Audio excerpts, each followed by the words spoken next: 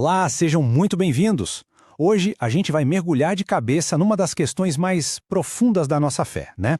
Como é que o sofrimento pode ter algum propósito dentro de um plano divino? Para entender isso, a gente vai olhar de perto a perspectiva fascinante do apóstolo Paulo direto dos escritos dele. Parece uma loucura, né? Uma contradição total. Mas a pergunta que vai guiar toda a nossa conversa hoje é essa aí. Será que é mesmo possível encontrar alegria no meio do sofrimento? A gente vai ver como Paulo não só acreditava nisso não, ele vivia essa realidade na pele. Então vamos lá. Para a gente entender o que se passava na cabeça de Paulo, a gente precisa ir até Roma. É lá que ele estava, em prisão domiciliar. E foi de lá, sabe, confinado, que ele escreveu algumas das suas cartas mais profundas, revelando uma visão assim única sobre as próprias dificuldades que ele passava. Ok, vamos parar para pensar um pouco nisso aqui. Paulo fala com todas as letras, me alegro nos meus sofrimentos. Mas atenção ao detalhe, o motivo, por vocês. O sofrimento para ele não era algo inútil, um fim em si mesmo. Não, era algo que servia, que contribuía para o bem da igreja, que é o corpo de Cristo. É uma ideia muito forte.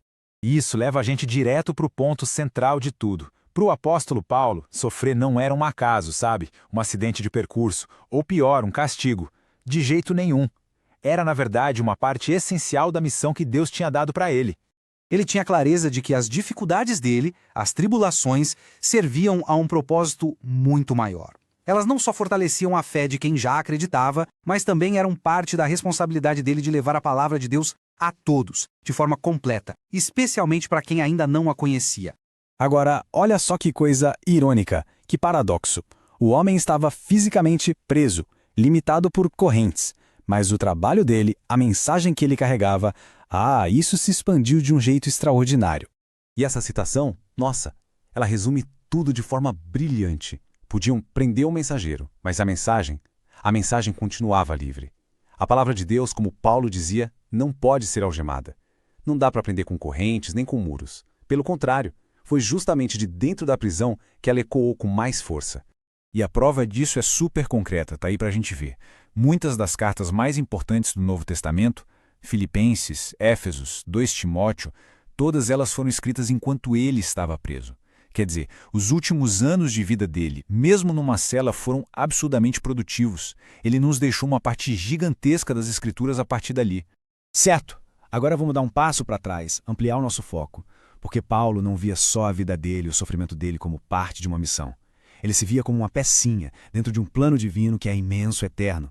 Para entender isso, tem uma palavra grega que o Paulo usa em Colossenses que é chave, oikonomia. A gente pode traduzir como dispensação ou responsabilidade. Mas, para ficar mais fácil, pensa assim, é o jeito como Deus organiza as coisas, a grande administração dele, para que o plano da salvação aconteça ao longo de toda a história. Então, o ponto central é esse, o ministério de Paulo com tudo incluído. Prisões, sofrimentos, não foi um improviso de última hora. Era uma parte planejada de um projeto que, segundo o próprio apóstolo, começou antes da fundação do mundo.